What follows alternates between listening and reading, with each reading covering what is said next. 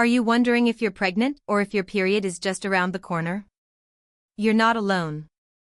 It can be surprisingly difficult to tell the difference sometimes, especially in those first few days or even weeks when you're waiting for a pregnancy test to give you a clear answer. So today, I want to share some early pregnancy symptoms that might show up before a test can confirm anything, subtle signs that your body might already be trying to tell you something. My name is Sarah Jeffries, and I'm a registered nurse based here in Los Angeles, California. I've worked in emergency medicine and education, and I'm also a mom to 3 incredible daughters. So not only am I coming at this from a medical perspective, but I've also been through this myself 3 times. And let me tell you, with each pregnancy, I got better at picking up on those early signs, sometimes even before I missed my period or saw a second line on a test. Women's bodies are absolutely amazing. They communicate with us in ways that, if we pay close attention, we can understand long before anything is medically confirmed. The key is learning to tune in. That intuition is stronger than most people give it credit for. For example, with my 3rd pregnancy, I could literally pinpoint the night I conceived, just based on how I felt in the days that followed. And with each of my pregnancies, there were these subtle, almost sneaky changes happening that made me go, wait a minute, something's different. The first thing I noticed, without fail, every single time, was a change in my breasts.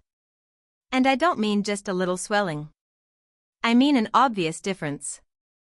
Practically overnight, they felt fuller, heavier, and honestly, kind of uncomfortable. My bra didn't fit the same, and I kept adjusting it throughout the day. That discomfort wasn't just from size, it was from tenderness too.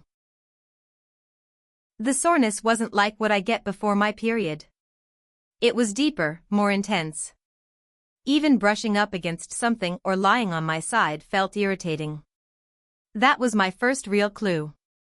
It wasn't the usual cycle discomfort. It was something else.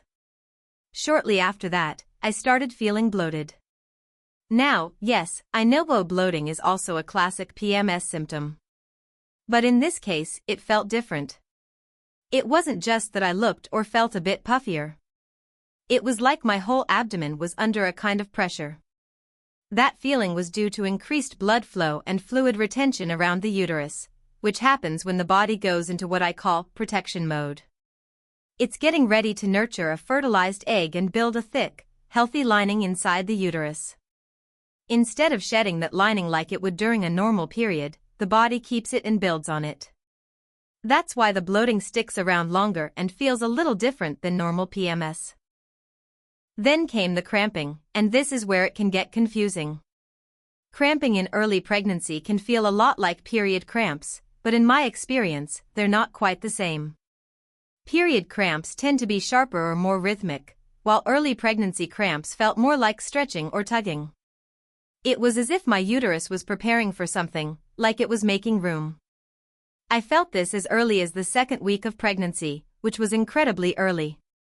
It wasn't painful exactly, but it was noticeable. Just enough to make me stop and go, that's new. And then came the nausea. Ah yes, the good old queasiness. Now, this didn't always lead to throwing up. For me, it was more like a wave of sickness that would wash over me at random times. I'd feel fine 1 minute, and then suddenly, I'd want to lie down and avoid food entirely. My sense of smell went into overdrive, and things I usually loved, like coffee or certain perfumes, became unbearable. Even walking into a grocery store was a CH. The produce section alone was enough to turn my stomach some days. All of this, of course, is linked to hormonal changes, especially the rapid rise in HCG and progesterone. Those hormones are doing important work, but they definitely come with some side effects. Even though I didn't always vomit, the lingering, low-level nausea was definitely one of the more persistent early signs for me. As the days passed, I also noticed an overwhelming sense of tiredness. I didn't talk about this symptom as much during my first pregnancy, but looking back, it was absolutely there. It's not the kind of tired you feel after a long day or from staying up late. It's a whole-body exhaustion, like your cells are working overtime. And they are. Your body is literally creating life. That's no small task. So if you're suddenly falling asleep on the couch in the middle of the afternoon or dragging yourself out of bed in the morning no matter how early you went to sleep, that might be a sign too. Some other signs I noticed were mood swings and emotional sensitivity. I'd cry during commercials or feel extra irritable over things that wouldn't normally bother me. My emotions felt raw, like my body was reacting to everything on a deeper level. I knew from experience that this was my hormones shifting in a big way. I also noticed an increased sensitivity to smells, which I briefly touched on earlier, but it bears repeating. Smells became overwhelming, and certain foods I usually loved became totally off-limits. I once had to walk out of a restaurant because someone at the next table ordered a dish I just couldn't tolerate smelling. That's when I truly realized, yep, I'm pregnant. Some women also report changes in cervical mucus early on. A thicker, white, or creamy discharge that continues past your expected period date can sometimes be another early sign. I personally didn't focus on this during my first pregnancy, but by my third, I started paying more attention to all these S. They really do add up.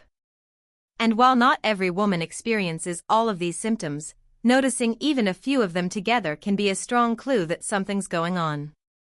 It's important to point out that none of these symptoms on their own can guarantee that you're pregnant. They can be related to stress, your menstrual cycle, diet, or even a mild illness. But when you start noticing multiple symptoms together, especially if they're different from your usual cycle patterns, that's when your intuition might be pointing you in the right direction. And don't underestimate that intuition. I know I keep saying it, but honestly, with each pregnancy, my gut feeling got stronger and more accurate. When I was pregnant with my second daughter, Jessie, I recognized the signs much earlier than I did with my first, Jade. And by the time I had my third daughter, Jody, I was so familiar with the process that I could essentially tell the exact night I conceived. That kind of body awareness comes with time and experience. So if this is your first time, don't worry if it all feels confusing. That's normal. Just keep paying attention to what your body is telling you. And if you are hoping to be pregnant, it's completely okay to feel excited or even anxious about these signs. If you're not hoping to be pregnant, it's just as okay to feel nervous or overwhelmed. Everyone's situation is different. The important thing is to be informed and to feel empowered by that information. Remember, a home pregnancy test usually won't pick up the HCG hormone until a few weeks after conception. So if you test too early, you might get a false negative. But if you're feeling a combination of these symptoms, it might be worth waiting a few more days and testing again. And of course, always consult with your doctor or healthcare provider. They can confirm a pregnancy through blood tests and provide the support and care you need during those first important weeks. For me, these early signs became a kind of quiet language, one that my body used to tell me that life was beginning. I found it beautiful, humbling, and even a little magical. There's something so powerful about knowing your body well enough to recognize when something is changing inside of it, even before science can prove it. If you've experienced something similar, I'd love to hear about it. Whether it's your first pregnancy or your fifth, each one has its own story, and every story matters. And if you feel like I've missed any early signs that you've personally experienced, please share them. We learn so much from one another, and your insights could help someone else who's going through this for the first time. Before I go, just one more note: when I talk about early pregnancy, I often refer to what's happening in medical terms, like the development of the embryo, not the baby. That's a conscious choice. I believe in clear, accurate, and respectful language, especially when it comes to reproductive health. I'm also a firm believer in choice. Every person's situation is unique, and the decisions they make are deeply personal. My goal is to inform and support, never to judge. So to wrap it all up, early pregnancy is a unique and powerful experience. It can be exciting, confusing, joyful, and exhausting all at once. If you're going through it, know that you're not alone. Your body is incredible. It knows what to do. And if you listen closely, it might just whisper the news to you before any test can confirm it. Thanks for spending this time with me. If this video was helpful to you, please let me know in the comments. Share your experience, ask questions, or just say hello. And if you're looking for tips on how to get better sleep, something that becomes even more valuable when you're expecting, check out my next video where I share all my favorite nighttime tips. Take care of yourself.